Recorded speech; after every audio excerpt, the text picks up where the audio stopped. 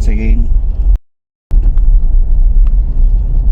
आज के वीडियो में हम देखेंगे कि पीपल विद डिसेबिलिटी जो PWD जो कहते हैं, अगर इनको कार खरीदनी है या कोई गाड़ी खरीदनी है तो what are the benefits that they actually get from the government of India.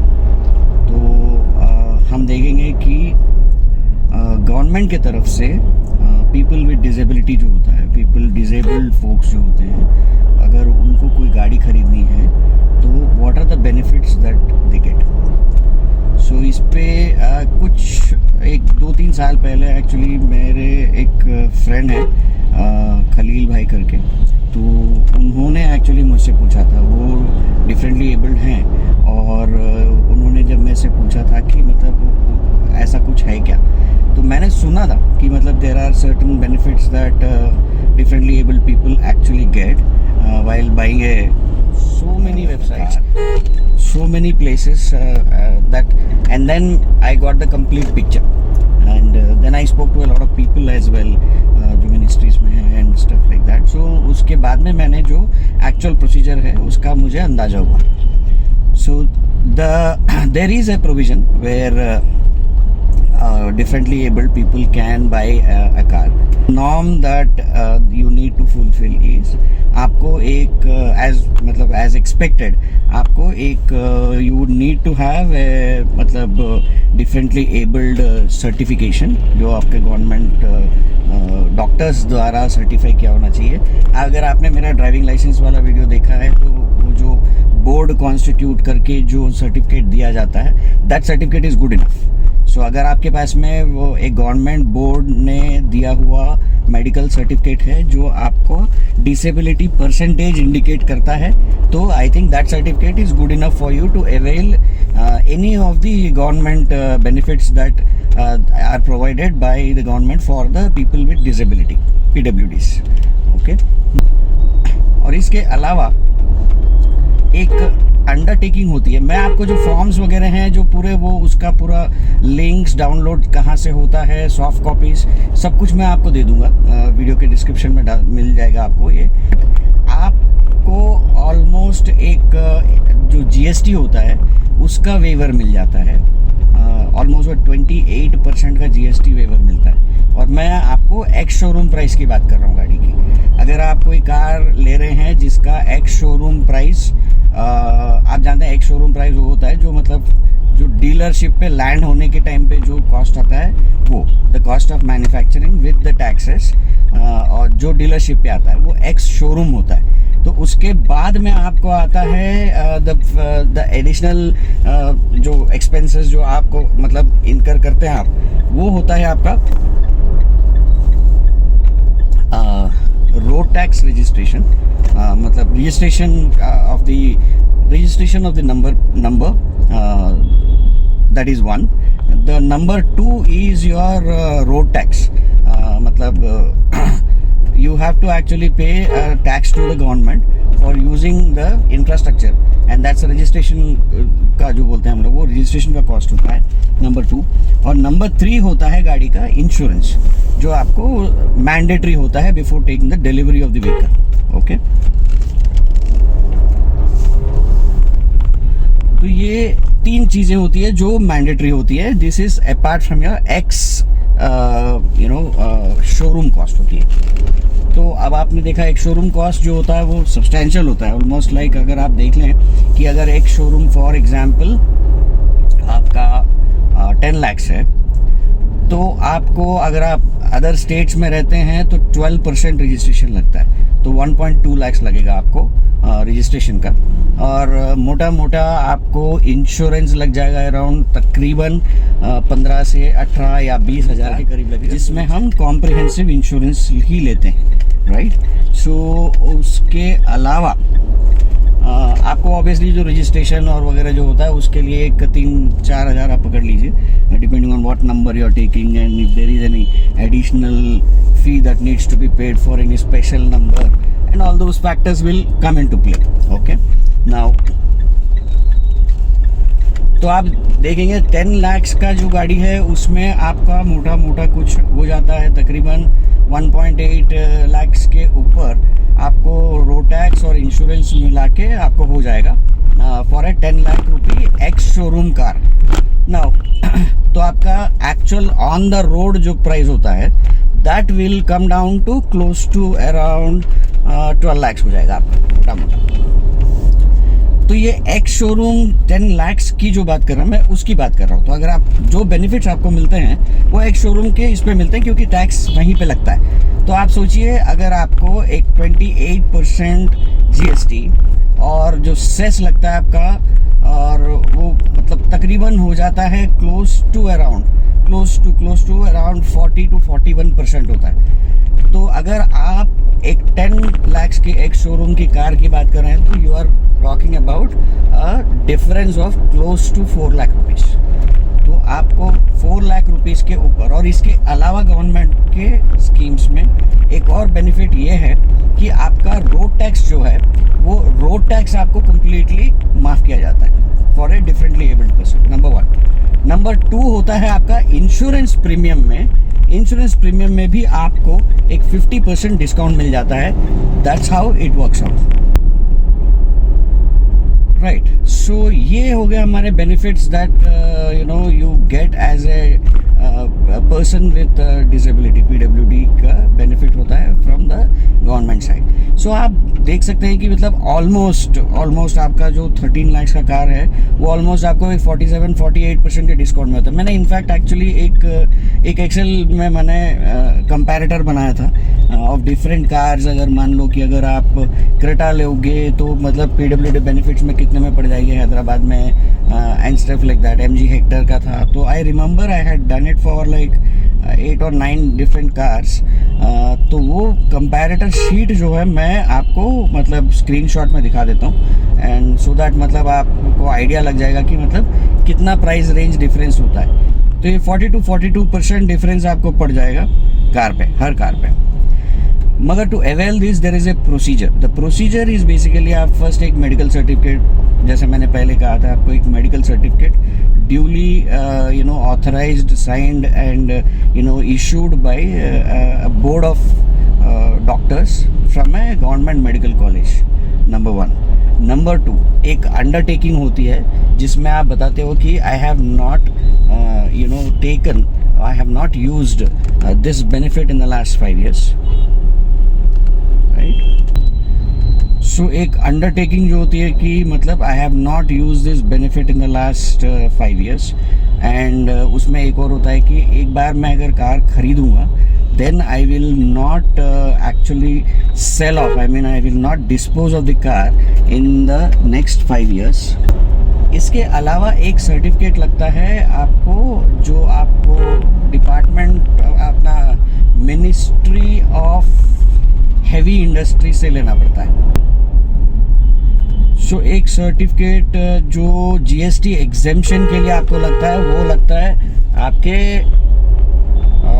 Ministry of heavy industry से लगता है आपको जीएसटी इसका।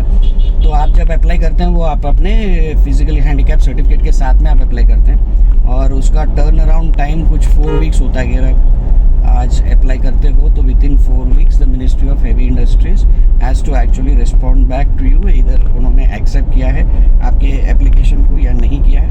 और तो इसमें प्रोसेस ये होता है कि सबसे पहले आप कार आइडेंटिफाई करते हैं कि आप कौन सी कार लेने वाले हो। इसमें 2 टाइप होती हैं एक्चुअली। एक टाइप ये होती है कि where you can take a car which doesn't need any kind of modifications, क्योंकि इसमें आपको डिफरेंटली एबल्ड के कार्स में there is something called as modification. जैसे अगर आप डिपेंडिंग ऑन योर डिसेबिलिटी आप क्या कर सकते हो, आप अपने कार में मॉडिफिकेशंस कर सकते हो। जो आप जैसे अगर आपके लेफ़्ट पैर में प्रॉब्लम है या राइट पैर में प्रॉब्लम है तो या लेफ़्ट हाथ में प्रॉब्लम है, राइट हाथ में प्रॉब्लम है, तो डिपेंडिंग ऑन योर डिसेबिलिटी आप वो अपने कार में मॉडिफिकेशन करते हो। और there are companies which have been authorised by the government of India to carry out these modifications. So if you do not require any kind of modification. For example जैसे मुझे कोई भी type का, as long as the car is automatic means it can be any variant of automatic. It can be AMT, it can be torque converter, it can be CVT, it can B DSG और it can B DCT. तो आप जो भी type के automatic variant आप बोलते हैं तो मैं सारे के सारे मैं चला लेता हूँ, और मुझे इसमें इन कारों में मुझे किसी भी तरह का मॉडिफिकेशन करने की ज़रूरत नहीं पड़ती है. So in my case what I would do is I would actually just select the car that I want to buy. For example, if I want to buy the Thar, right, Thar automatic, so either petrol or diesel, whatever it is, I will actually choose. So जब आप ये disability certificate के लिए, जब आप certificate के साथ में जब आप अप्लाई करते हैं मिनिस्ट्री ऑफ हेवी इंडस्ट्रीज़ के साथ में, और जैसे आपके पास में वो लेटर आ जाता है मिनिस्ट्री ऑफ हेवी इंडस्ट्रीज से कि दैट आपको वो GST एग्जेम्पशन दे सकते हैं, आप you can actually go to either the dealer of the car manufacturing company जो जिससे आप लेना चाहते हो, and that is one. Second is basically आप यू कैन लुक एट, आप डायरेक्टली मैन्युफैक्चरर से भी बात कर सकते हो. आप मैन्युफैक्चरर से बात करेंगे और then what will happen is they will while billing the vehicle they will ensure that the GST component is not added to your car, so that आपको exemption मिल जाता है.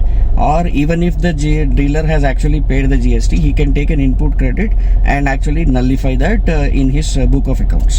So that is how typically it works out. Now that you got this benefit, आपको car जब delivery हो जाएगी, आप car delivery लेंगे तो विद द GST एग्जेम्पशन वाला सर्टिफिकेट के साथ में जो आपको डीलर लिख के देगा कि जो रजिस्ट्रेशन के लिए जाएगी तो the vehicle will be registered as an invalid carriage. तो इनवैलिड कैरियज वो होती है जिसमें मतलब आप डिफरेंटली एबल्ड पर्सन्स जो होते हैं उसका रजिस्ट्रेशन होता है. तो जब आप RTA में जाएंगे तो RTA में आपको आप डिफरेंटली एबल्ड पर्सन के हिसाब से इनवैलिड कैरियज के हिसाब से आप you can actually get your car registered.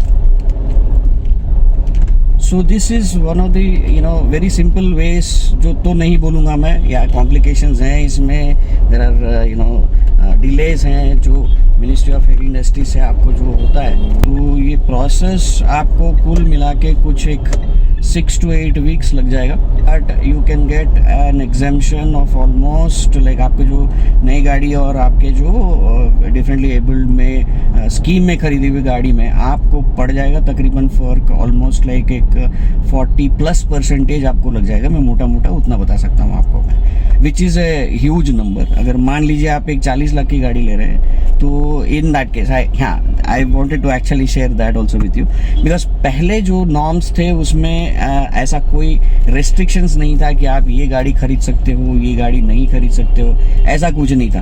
Basically आप you could have ended up buying a 1 crore का Defender also and no one will ask you, उस टाइप का था. And recently I think a year or 2 back there have been some changes that have been brought in. कुछ changes आए हुए हैं जिसमें हमको ये नॉर्म्स नए इंट्रोड्यूस कर दिए गए हैं जिसमें आपको व्हीकल का लेंथ डिफाइन कर दिया गया है. You can not by anything which is more than 4 meters long vehicle. So that would mean you can rule out all the sedans, you can rule out all the SUV, सब कुछ निकल जाएंगे आपके इसमें से. अगर आप ये सोच रहे हैं कि चलो छोटी गाड़ी है तो भी चलेगा, मैं थार ले लेता हूँ, तो या थार भी आप नहीं ले सकते क्योंकि उन्होंने कैप लगाया हुआ है. इंजन कैपेसिटी के हिसाब से भी कैप लगा दिया गया है. तो आपको एक 2 लीटर इंजन मतलब 1.5 लीटर इंजन मतलब below 2 liters is what I think, if I am not mistaken, it is below 2 liters engine capacity is what has been mention. तो आप जो भी गाड़ी लेना चाहते हैं उसकी क्यूबिक कैपेसिटी जो होगी वो आपको it can not be more than 2 liters. So that is the norm that the new government has actually brought in. I am actually not sure कि ये किस हिसाब से बनाया गया है, बट क्योंकि the overall disabled population in the country जो है वो लेस देन 3% है, और ये डिसेबल्ड पॉपुलेशन जो इंडिया की है they are the one of the most underprivileged populations in the country.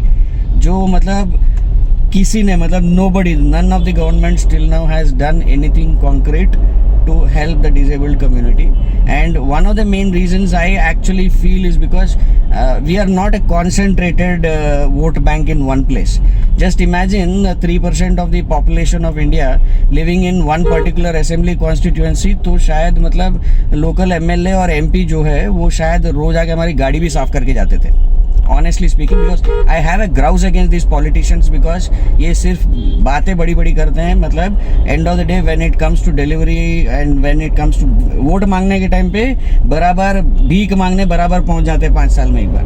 But काम के wise for disabled community none of the governments including the current government, and I am talking about all those initiatives जो बनाया हुआ है दिव्यांग ये वो word use करके फैंसी टर्म्स यूज तो बहुत हुए हैं, बट ग्राउंड रियलिटी है कि none of the disabled community people have got benefits out of it. उल्टा जो मतलब ऐसा कौन सा मतलब जरूरी था कि मतलब कौन सा स्कैम कर रहे थे डिसेबल्ड लोग, जो मतलब गाड़ी के साइज का रिस्ट्रिक्शन कर दिया गया, इंजन के क्यूबिक कैपेसिटी का रिस्ट्रिक्शन कर दिया गया.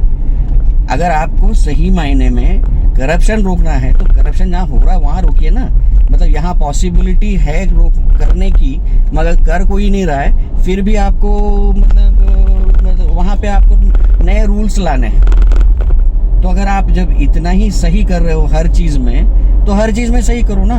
मतलब why are you actually targeting only one community, and that is disabled community. India is a voiceless community. No one speaks for the disabled community. बताइए मुझे, आपने कभी देखा है कि 75 ईयर्स ऑफ हिस्ट्री में एक सिंगल पब्लिक इंटरेस्ट लिटिगेशन किसी ने डाला है on disabled people, that their rights, their accessibility? आप जानते हैं कि मतलब none of the government buildings, and I am talking about state as well as central, none of the official government buildings are disabled friendly. अरे हमारे तेलंगाना में तो मतलब हमारा सोशल वेलफेयर जो डिपार्टमेंट है, जो डिसेबिलिटी वालों को देखने वाला है, वो 2nd फ्लोर पे है ऐसे बिल्डिंग में जहाँ पे लिफ्ट नहीं है. मतलब can you get more serious than that? I mean like that's a joke of the century. And I'm not just targeting one government here. Every single government, including central government, is to be blamed. So that is on the political side of it, because I'm sorry, I kind of get a little bit angry on this, because not that I need any benefits out of these guys, because these guys are anyways useless. So कोई भी political party रहो, सब अपना अपना vote बुनाने के चक्कर में ही रहती है, और उसके अलावा तो काम किसी को करना नहीं है, और लोगों को दिखाना सिर्फ ये है कि हम काम करने वाले हैं, हम काम नहीं, हमने काम किया, हमने काम किया, राइट. सो ये हाथी के दांत है, खाने के कुछ होते हैं, दिखाने के कुछ होते हैं, राइट. नाउ ये हुआ हमारा प्रोसेस जो था of how to apply for the benefits under the government scheme for availing the GST concession for differently abled people. So ये था हमारा एक शॉर्ट वीडियो जिसमें हमने ये प्रोसेस बताया, रिक्वायरमेंट्स बताई कि आप कैसे आप ये अवेल कर सकते हो. सो फ्रेंड्स, अगर आपको ये वीडियो पसंद आई हो तो वीडियो को लाइक कीजिए, शेयर कीजिए अपने फ्रेंड्स एंड रिलेटिव्स के साथ में, और चैनल के सपोर्ट के लिए सब्सक्राइब ज़रूर कीजिएगा. Thank you so much for your time.